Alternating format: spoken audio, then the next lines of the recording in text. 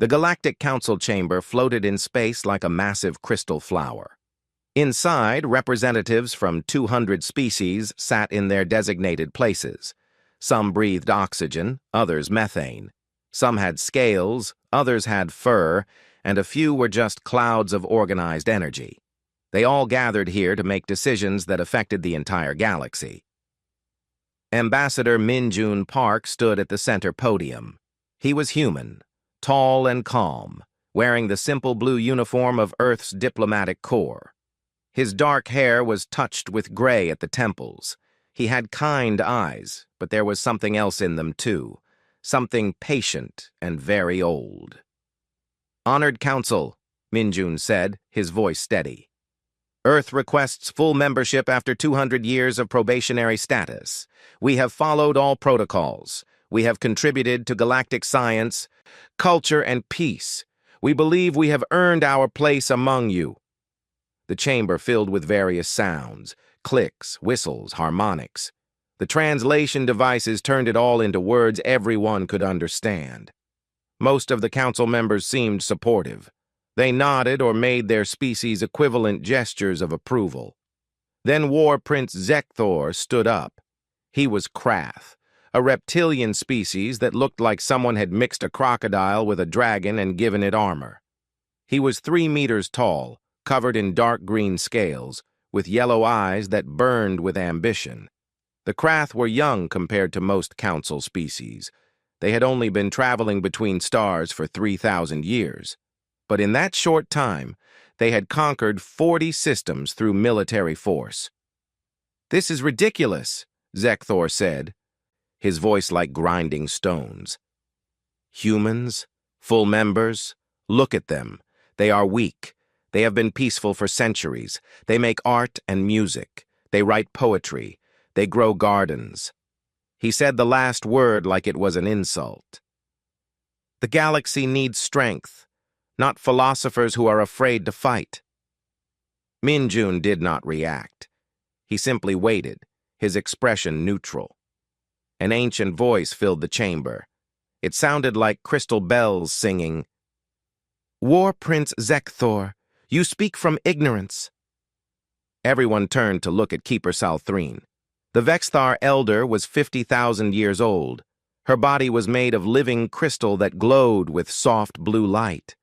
She rarely spoke at council meetings anymore. When she did, everyone listened. "I have studied humanity," Salthreen continued.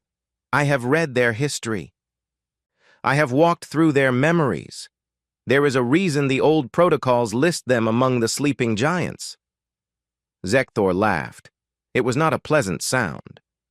"The old protocols are ancient superstitions, written by species too afraid to take what they want." "They are warnings," Salthreen said. Her light pulsed brighter. "Written in the blood of species who learned too late. Humanity is not weak because they choose peace. They choose peace because they understand war better than you can imagine." Other elder species murmured agreement. The Tal Sharan, who had been spacefaring for 30,000 years, shared concerned looks. The Yormuch, ancient traders who had seen civilizations rise and fall, nodded their many heads. But Zekthor was young and ambitious. He saw the elders' caution as weakness. He saw an opportunity to prove the Krath Dominion's strength and take the power he believed his species deserved. "Prove it then," Zekthor said, turning to Min-Jun. "If humans are so strong, show us. Accept my challenge. Single combat, you and me, right here. If you win, I will support your membership. If I win, Earth withdraws its application forever." The chamber went silent. Every species watched to see what the human would do. Min-Jun looked at Zekthor for a long moment. Then he smiled. It was a sad smile. "No," he said simply. "See?" Zekthor spread his arms wide, addressing the entire council. "They are cowards. They hide behind words and history. The Krath Dominion challenges Earth's worthiness. We will test them properly." "Test them how?" asked Council Speaker Mirathas, a being of pure light who served as the council's neutral moderator. "We will take one of their colonies," Zekthor announced. "Just one, a small one. If they are truly strong, they will defend it. If they are weak, as I believe, they will surrender. Either way, we will have truth instead of ancient stories." The chamber erupted in chaos. Dozens of species began speaking at once. Taking another species' territory was against every galactic law. It had not happened in thousands of years. "This is illegal," Speaker Mirathus said. "Then stop me," Zekthor replied. He looked directly at Min-Jun. "Or let the humans stop me, if they can." Sal Threen's crystal body blazed bright with urgency. "War Prince, I am begging you, do not do this. You do not understand what you are provoking." "I understand perfectly," Zekthor said. "I see weak prey pretending to be predators. The galaxy has gone soft. The Krath Dominion will remind everyone what strength really means. We choose the human colony New Jeju. It is a farming world. 2 million civilians. No military installations. It should be easy to take. Unless Earth wants to show us this hidden strength you claim they have." All eyes turned to Min-Jun. The human ambassador stood very still. For just a moment, something flickered across his face, something cold and hard and infinitely sad. "We will not rise to provocation," Min-Jun said quietly. "We will respond through proper legal channels. We will trust in the Council's justice." Zekthor laughed again. "Then New Jeju will fly Krath flags within the week, and the galaxy will see the truth about humanity." The War Prince turned and walked out of the chamber. His entire delegation followed him. Speaker Mirathas looked helpless. "Ambassador Park, we will convene an emergency session. We will issue sanctions. We will—" "You will do what you must," Min-Jun interrupted gently. "And so will we." He bowed to the council and left the chamber. In the corridor outside, Keeper Sal Threen caught up with him. Her crystal form hummed with distress. "Ambassador, I tried to warn him." "I know," Min-Jun said. "Thank you for trying. What will Earth do?" Min-Jun was quiet for a moment. He looked out through the station's massive windows at the stars beyond. "We have been at peace for 300 years, Keeper. We built museums for our weapons. We turned our warships into gardens. We taught our children that violence is always the last resort. But we never forgot how," Min-Jun said softly. "We just hoped we would never need to remember." Sal Threen's light dimmed with sorrow. "He has made a terrible mistake." "Yes," Min-Jun agreed. "And now we all must live with the consequences." He walked away, heading to his ship. He had to get to Earth. There were protocols to follow. Ancient protocols that had not been activated in 3 centuries. Behind him, Keeper Sal Threen whispered to the empty corridor, her voice full of ancient grief. They were warned. Why do the young never listen? New Jeju was beautiful. The colony world had green fields that stretched to the horizon. Rice paddies reflected the blue sky like mirrors. Orchards grew heavy with fruit. Small villages dotted the landscape, connected by clean roads and gentle rivers. 2 million people lived here. They were farmers, teachers, artists, and families. They had come from Earth to build a peaceful life among the stars. Nobody expected war to come to them. The Krath warships appeared without warning. 73 massive vessels dropped out of faster-than-light travel directly above New Jeju. Their weapons charged, their shields activated. They blocked all communications to and from the planet. War Prince Zekthor stood on the bridge of his flagship, looking down at the planet through the view screen. "Send the message," he ordered.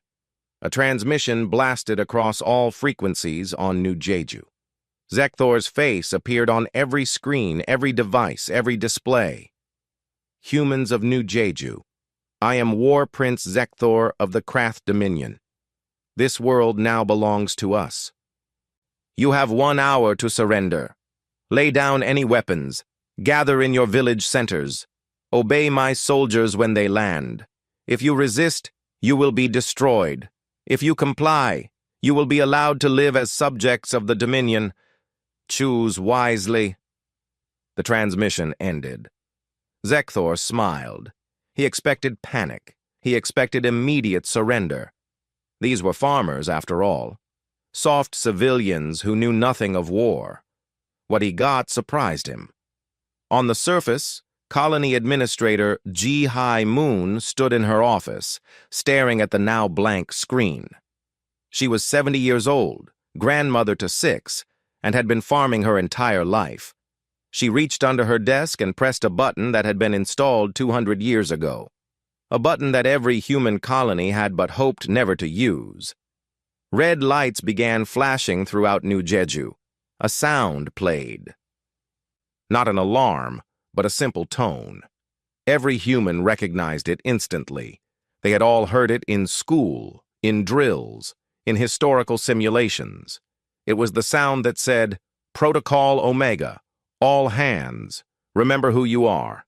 In the fields, farmers stopped their work. They looked at each other. Something changed in their eyes, something old waking up.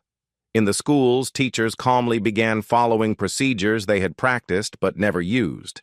They moved children to designated safe locations, underground shelters that every colony building had. In the workshops, engineers started reconfiguring equipment. Heavy farming machinery could become other things. Mining explosives could be repurposed. 3D printers began producing different items than they had printed yesterday. HFY opened her desk drawer and took out a data chip. Every colony administrator had one. It contained military protocols, defensive strategies, and command structures. She plugged it into her terminal and began reading. Within minutes, she understood what needed to be done. The Krath landed their troops. 10,000 soldiers in heavy armor, carrying powerful weapons. They expected to walk into villages full of frightened civilians waiting to be captured. Instead, they found empty villages. The civilians had vanished. When the Krath soldiers tried to search the buildings, farming drones attacked them from above. Irrigation pipes exploded, spraying corrosive fertilizer. Roads collapsed into hidden pits. The whole planet had transformed from peaceful farmland into hostile territory. In the Krath flagship, Zekthor watched the reports with growing confusion and anger. "They are farmers! Where did they learn to do this?" His intelligence officer hesitated before answering. "War Prince, I have been reviewing human history, all of it. The unsealed parts. It appears every human child learns military strategy as part of their standard education. They call it historical study. They have been doing this for centuries." "So what?" Zekthor snarled. "Knowing history is not the same as fighting a war." "War Prince, they do not just study it, they practice it. Every human colony has defense drills. Every human adult knows combat protocols. They never stop training. They just called it by different names." On Earth, Captain Hana Song stood in the Fleet Command Center, watching the same reports from New Jeju. She was 45 years old, had served in the peacekeeping forces her entire adult life, and had never fired a weapon in anger. Neither had anyone else in Earth's military. For 300 years, they had been explorers, scientists, and guardians, not warriors. But her grandmother had been a warrior, and her great-grandmother. And all the way back through history to times when humanity had nearly destroyed itself with war. The Earth Defense Council assembled in emergency session. 30 leaders representing every region of Earth appeared in hologram form around a circular table. "The Krath have attacked New Jeju," Council President Chen informed them. 2 million of our people are under assault. The Galactic Council is debating sanctions, but sanctions take time. Our people do not have time." "What are our options?" someone asked. Dr. James Cho stood up. He was a historian, elderly, with white hair and eyes that had seen too much. "We have one option," he said quietly. "The option we built this entire civilization to avoid. Protocol Omega." Silence filled the chamber. "If we activate Protocol Omega, President Chen said slowly. We reveal everything. The galaxy will see what we really are. They need to see, Dr. Cho replied. The elders tried to warn the Krath. They did not listen. Now they must learn. And the galaxy must understand something about humanity. We did not become peaceful because we are weak. We became peaceful because we are strong enough to choose peace. But that choice has a condition. We will never start a war, but we will finish one. All in favor of activating Protocol Omega? President Chen asked. Every hand rose, every one. President Chen turned to Captain Song. Captain, you are now Fleet Commander Song. The 3rd Expeditionary Fleet is yours. Bring our people home. Hana Song saluted. Yes, Madam President. Around Earth, things began to change. Museums opened their sealed sections. The warships displayed there, preserved perfectly for 300 years, began powering up. Orbital factories that produced art and consumer goods received new programming. Within hours, they started manufacturing weapons and military supplies.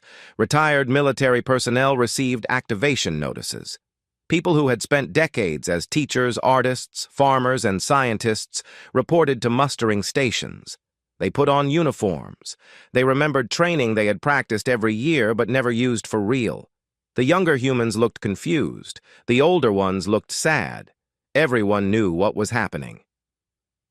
The 300 years of perfect peace were ending, not because humanity wanted war, but because someone had forced their hand. In New Jeju, Ji-Hai Moon crawled through a tunnel with 20 other colonists. They reached an equipment cache. Inside were weapons and armor stored 200 years ago, maintained regularly, never used. She picked up a rifle. It felt familiar. They had all trained with them, just in case. Do you think Earth will come? A young man asked. He was scared. Ji-Hai smiled at him. Earth always comes for its children. Always. The Krath made a mistake. They thought we forgot how to fight. We did not forget. We just hoped we would never have to remember. Above the planet, Zekthor was beginning to suspect he had made a terrible error. Fleet Commander Hana Song walked through the orbital shipyards above Earth. Around her, 47 warships floated in space. They looked ancient, but somehow beautiful. Sleek hulls covered in armor plating. Weapons systems that had been maintained for centuries but never fired. Ships with names like Indomitable, Defiant, Relentless, and Unconquered. These ships had been built 300 years ago during humanity's last war. A civil war that had almost destroyed them. When peace finally came, humanity made a choice. They would keep the ships, maintain them perfectly, preserve them as reminders, but they would never use them again. That promise had just ended. Hana boarded the Indomitable. The ship's artificial intelligence activated as she stepped onto the bridge. Welcome, Commander. All systems are operational. Crew is boarding. We will be ready to depart in 6 hours.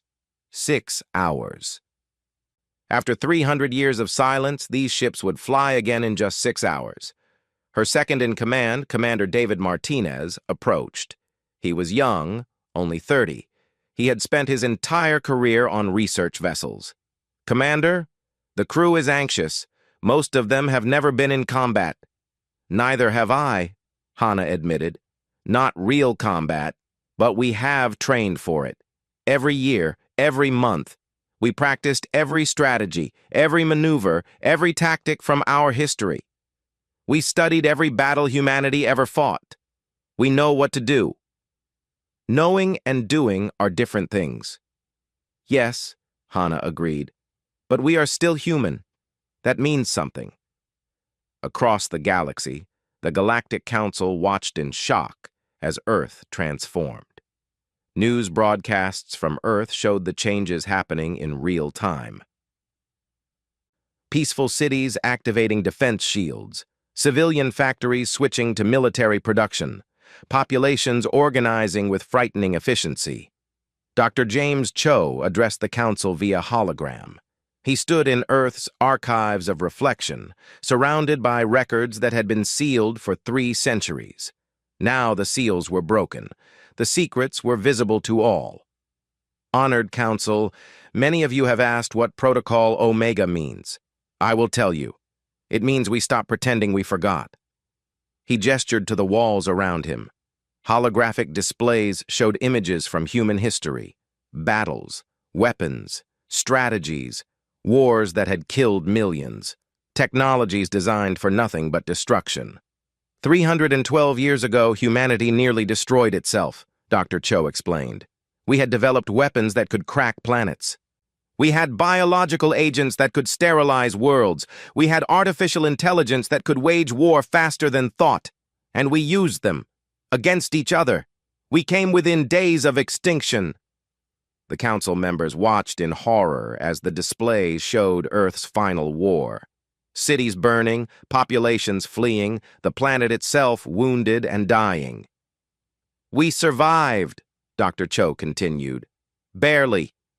And in that survival, we learned something. We learned that intelligence without wisdom is suicide. We learned that power without restraint is destruction. We learned that being able to win a war does not mean you should fight one. He walked among the displays. So we made a choice. We would put away our weapons. We would become a peaceful species. We would contribute to the galaxy through science, art, and culture. We would be what we wished we had been during our darkest days. But you kept the weapons, said one council member, a Tal Sharon elder. You kept the knowledge. You kept the ships. Yes, Dr. Cho said. Because forgetting is not the same as learning. We kept everything. We taught our children about our violent past, not to glorify it, but to ensure they understood the cost. Every human child learns military strategy. Every human adult practices combat skills.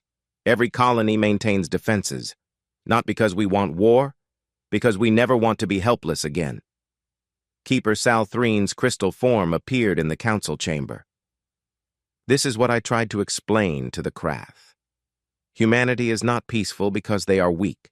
They are peaceful because they chose to be, knowing full well what the alternative means. A warrior who chooses peace is far more dangerous than a warrior who only knows war. On New Jeju, the situation had become desperate for the Krath forces. What should have been a simple occupation had turned into a nightmare. The colonists fought with a coordination that seemed impossible for civilians. They used tactics that Krath intelligence could not predict. They turned every piece of farming equipment into a weapon. They knew the terrain perfectly and used it against the invaders. Sung Min Kang led a group of 40 colonists through underground tunnels beneath his rice fields. He was 60 years old, had been farming for 4 decades, and had never hurt anyone in his life. Until now. The Krath patrol will pass above us in 3 minutes, he whispered. We hit them fast, take their weapons and supplies, then disappear. Remember, these are the tactics from the guerrilla campaigns of 2089. We studied them in school. They work. A young woman named Sarah Kim looked nervous. Sung Min, how do we know this will work? Those campaigns were hundreds of years ago against human opponents. The principles do not change, Sung Min replied. Superior numbers mean nothing if you do not know where your enemy is. Advanced weapons mean nothing if you cannot use them effectively. The Krath expected farmers. They got humans. That was their mistake. The ambush went perfectly. The Krath patrol was captured without a single shot fired. Sung Min's group faded back into the tunnels like ghosts. In orbit, War Prince Zekthor reviewed increasingly disturbing reports. His ground forces were pinned down. His troops were demoralized. The humans fought in ways his soldiers had never encountered. Worse, his intelligence division had finally accessed humanity's complete military history. War Prince, his chief intelligence officer said, voice trembling. You need to see this. The displays showed battle after battle from human history. The siege of Stalingrad, the D-Day invasion, the Battle of Midway, the siege of Vienna, the defense of Moscow, hundreds of conflicts spanning thousands of years. Humans fighting humans with terrible creativity and absolute determination. They fought each other like this for millennia, the officer explained. They developed strategy as an art form. They wrote books about warfare that are still studied. Every type of combat, every kind of terrain, every possible scenario. They documented it all, learned from it all, and they never forgot it. Zekthor felt something he had not felt in years: fear. How many warships does Earth have? Our sources indicate 47 capital ships, but War Prince, these are not new ships. They are 300 years old. Then we still have superior numbers, 73 ships against 47. War Prince, I do not think age matters. These ships were built during humanity's most violent era. They are designed by a species that perfected warfare, and they are crewed by humans who have studied every naval battle in their history. When will they arrive? Our sensors detect a fleet approaching. Estimated arrival in 4 hours. Zekthor looked at the peaceful planet below. It had seemed so easy. Take one farming colony, prove human weakness, show the galaxy that the Krath Dominion was strong. Now he understood what the elders had tried to tell him. Humanity was not weak. They had just been kind enough to pretend to be, hoping no one would test them. Someone had tested them. Far above New Jeju, space rippled. One by one, 47 human warships dropped out of faster-than-light travel. They formed a perfect battle formation, moving with practiced precision. On the bridge of the Indomitable, Fleet Commander Hana Song looked at the Krath fleet ahead of her. She felt no hatred, no rage, only a deep sadness that it had come to this.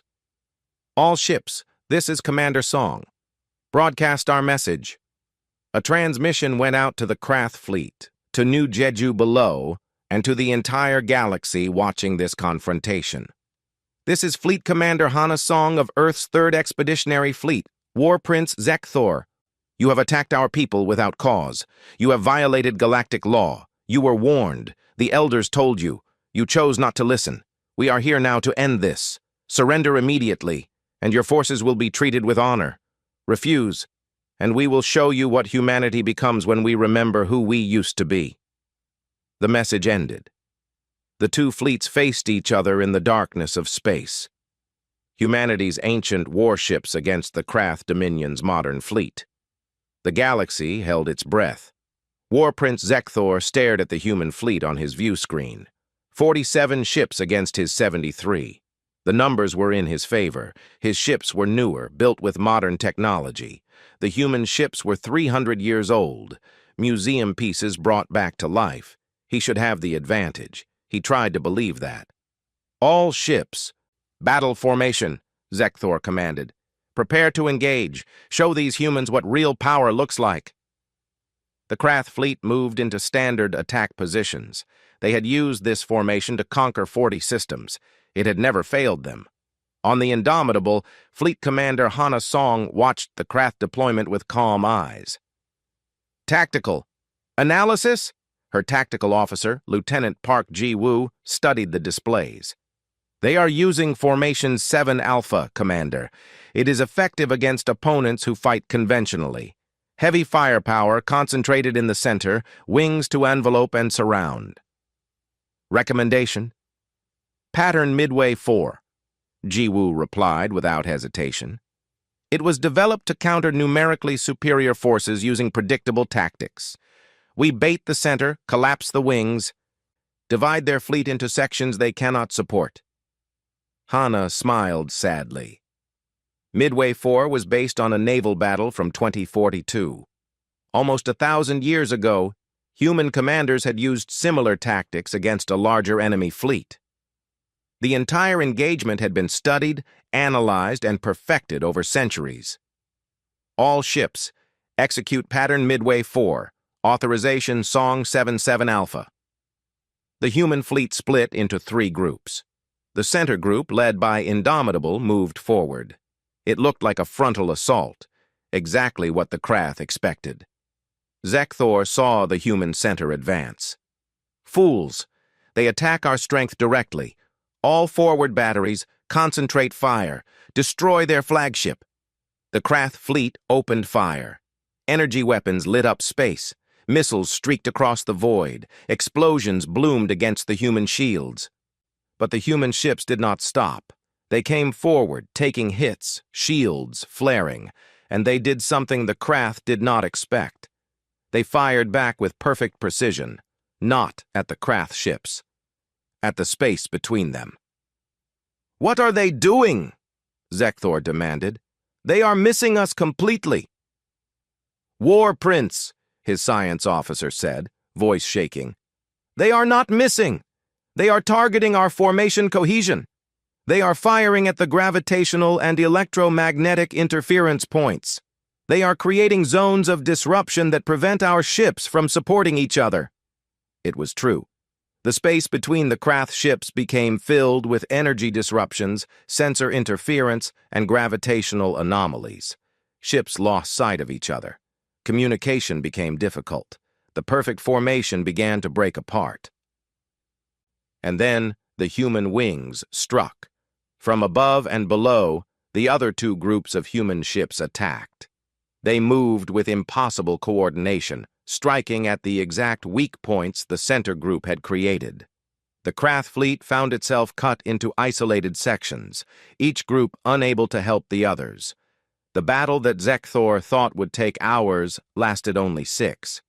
Human ships moved through the Krath fleet like surgeons with scalpels. Every shot was precise. Every maneuver was calculated. They did not waste ammunition. They did not make mistakes. They fought with the efficiency of a species that had studied warfare for thousands of years and never forgotten a single lesson. But they did not destroy. That was what shocked the Krath the most. The human weapons targeted engines, weapons systems, and shields. They disabled rather than destroyed. They took away the Krath ability to fight without taking away their lives. "They are showing mercy," Zekthor's second-in-command said, stunned. "Even now, in the middle of battle, they are trying not to kill us." Zekthor watched his fleet fall apart around him. Ship after ship went dark, weapons offline, dead in space but crews alive. The humans moved through them like water around stones, unstoppable and patient. "We surrender," Zekthor finally said. The words tasted like ash. "All ships cease fire. We surrender." The human fleet stopped shooting immediately. Not a single additional shot was fired after the surrender. They simply surrounded the disabled Krath vessels and waited. Commander Song's voice came over the communication channel. "War Prince Zekthor, stand down your remaining systems. Medical ships are coming to help any wounded. You and your crews will be treated according to galactic law. This war is over." On New Jeju's surface, the Krath ground forces had been watching the battle in the sky. When their fleet surrendered, they knew they had no chance. The resistance fighters had them surrounded. Human Marines had just landed. Escape was impossible. Commander Rathkor, the senior Krath officer on the ground, made the decision. He walked out of his command post, alone and unarmed. In the street outside, Sungmin Kang waited with 40 colonists. They held weapons but did not point them at him. "I wish to surrender my forces," Rathkor said. "We will not fight further." Sung Min studied the Krath commander. He saw no arrogance now, only exhaustion and shame. "You attacked our homes. You killed our people. We have every right to hate you." "Yes," Rathkor agreed. "We do not deserve mercy." "No, you do not," Sung Min said, "but we will give it anyway, because that is what we choose to be. War Prince Zekthor did not understand that about us. We hope you will." He gestured for the Krath soldiers to come forward. They did, laying down their weapons. They were not harmed. Human medics treated their wounded. They were given food and water. They were prisoners, but they were prisoners treated with dignity. Above the planet, in the Indomitable's conference room, War Prince Zekthor stood before Commander Song. He was in restraints, his armor removed, his pride shattered. Around him, holographic displays showed the aftermath of the battle, his entire fleet disabled, his invasion force captured. His grand plan to prove Krath's superiority destroyed in 6 hours. "Why?" he asked. "You could have destroyed us, every ship, every soldier. Why did you not?" Hana looked at him with those calm, sad eyes. "Because destruction is easy.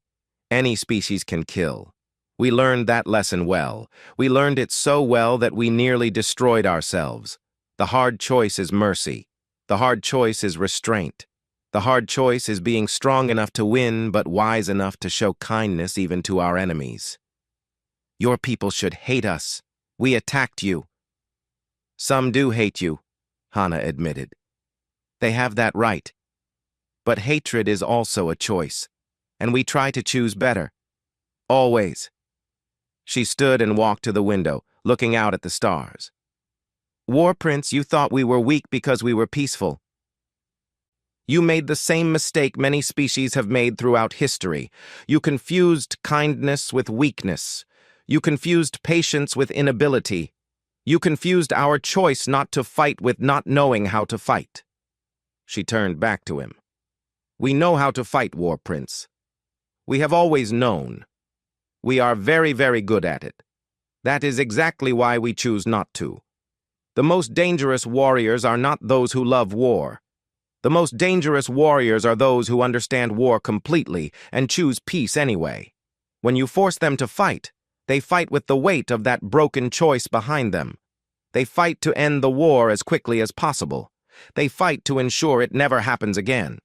Zekthor lowered his head. "The elders tried to warn me." "Yes, they did. Now you understand what they were warning you about.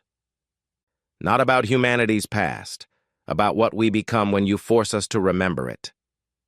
Outside, human ships began the process of securing the system. Medical teams helped wounded Krath. Engineers worked to repair damaged ships enough to get them back to Krath space. The colonists of New Jeju returned to their homes, already beginning to rebuild what had been damaged. And across the galaxy, thousands of species watched the footage and finally understood what the old protocols had been trying to say. Humanity was not a sleeping giant. They were an awake giant choosing to kneel so they did not frighten others. But they could stand up any time they chose, and when they did stand, they were tall indeed. 6 weeks after the battle, the Galactic Council met again. The chamber felt different now. The same species sat in the same seats, but everything had changed. They looked at the human delegation with new eyes, eyes that held respect, caution, and understanding. Ambassador Minjun Park stood at the center podium again, just as he had 2 months ago. But now, no one questioned whether humanity deserved full membership. The vote was unanimous. Every single species voted in favor. "Earth is now a full member of the Galactic Council," Speaker Mirathos announced, "with all rights and responsibilities that status carries." There was no celebration, only quiet acknowledgement. Everyone understood what it meant. Humanity had proven themselves, not just as warriors, but as something more complex, something harder to define. War Prince Zekthor was not present. He was on Earth, awaiting trial for violation of galactic law. His second-in-command, Commander Rathkor, had returned to Krath space. The Krath Dominion's government had fallen. A new council had taken power, one that promised reform and peaceful expansion. The defeat had shaken the Krath to their core. The galaxy had watched everything. The battle footage, the mercy shown to defeated enemies, the care given to captured soldiers, the quick return of Krath prisoners once the situation was stable. Humanity had not sought revenge. They had not taken territory. They had not demanded reparations beyond payment for damages. They had simply stopped the war and gone back to being peaceful. That confused many species more than the battle itself. "Ambassador Park," said Elder Talmor of the Tal Sharan, "on behalf of the elder species, I wish to apologize. We warned the Krath, but we should have done more to prevent this conflict." Minjun shook his head. "Elder Talmor, You did what you could. Some lessons can only be learned through experience. The Krath have learned. The galaxy has learned. Perhaps that was necessary. And what did the galaxy learn? Asked Council Speaker Mirathas. That peace is a choice, Minjun replied, not a weakness. That strength without wisdom is dangerous. That the most powerful beings are those who choose restraint. These are lessons humanity learned the hard way. We nearly destroyed ourselves learning them. If our experience can teach others without them having to suffer as we did, then perhaps some good came from our violent past. Keeper Sal Threen's crystal form glowed warmly. Ambassador, humanity has proposed something new to the Council, the Galactic Peace Accord. Will you explain? Minjun activated a holographic display. It showed a detailed treaty framework. For thousands of years, the galaxy has maintained peace through the wisdom of elder species and the respect younger species show them. This has worked well, but as we have seen, not all young species respect the elders' warnings, so we propose something additional. The display showed a network connecting multiple star systems. The Galactic Peace Accord would be a mutual defense treaty. Any species that signs agrees to several things. First, they commit to peaceful expansion and diplomatic resolution of conflicts. Second, they agree to defend any other signatory that is attacked without cause. Third, they share defensive technology and strategic knowledge to ensure all members can protect themselves. And humanity will share its military knowledge? Someone asked, skeptical. Yes, Minjun said. Not weapons, not methods of attack, but defense, strategy, tactics, how to protect yourselves, how to organize resistance, how to coordinate defenses. We will share what we know, so that no peaceful species ever has to face aggression helpless. The chamber filled with discussion. The implications were enormous. Humanity was offering to make the entire galaxy more capable of warfare, but only defensive warfare. They were teaching others how to be strong so they could choose peace from a position of strength. Why would you do this? Asked a representative from a species that had been spacefaring for only 500 years. Why make others as strong as you? Minjun smiled. Because strong neighbors who choose peace make better friends than weak neighbors who fear war. Because we do not want an empire, we want a community. Because the only way to truly end the cycle of conquest is to make conquest impossible. If everyone can defend themselves, no one can be easily attacked. And if no one can be easily attacked, everyone must choose diplomacy. 27 species signed the Galactic Peace Accord that day. More would sign in the weeks and months to come.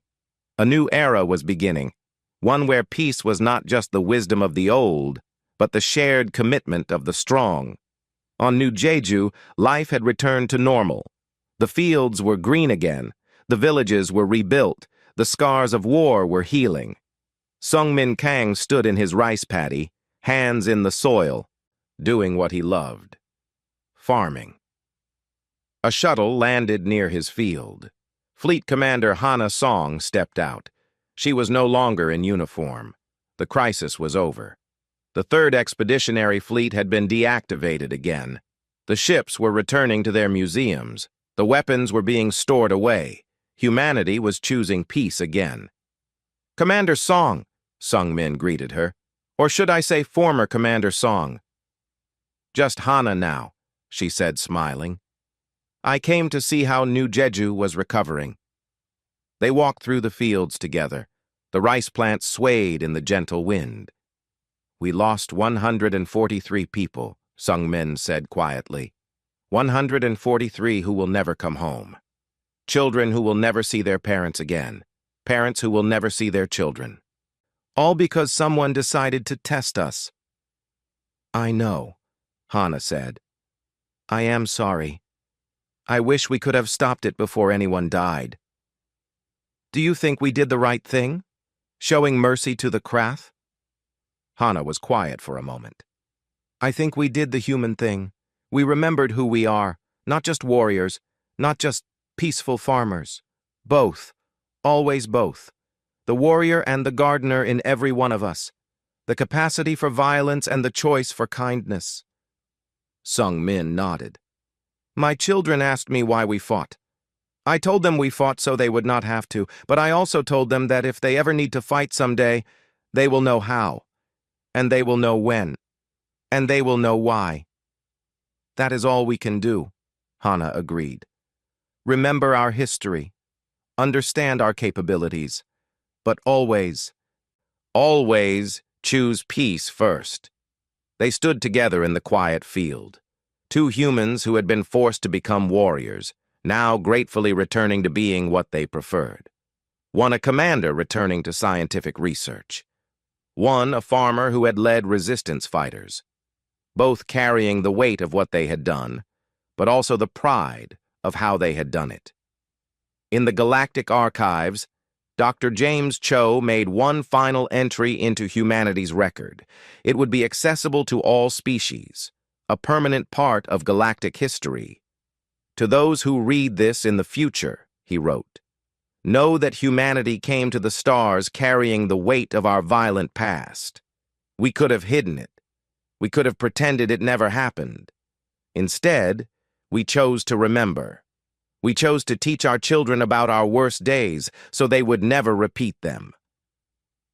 We chose to maintain our capacity for war so we would never be helpless, but also chose to use that capacity only as a last resort.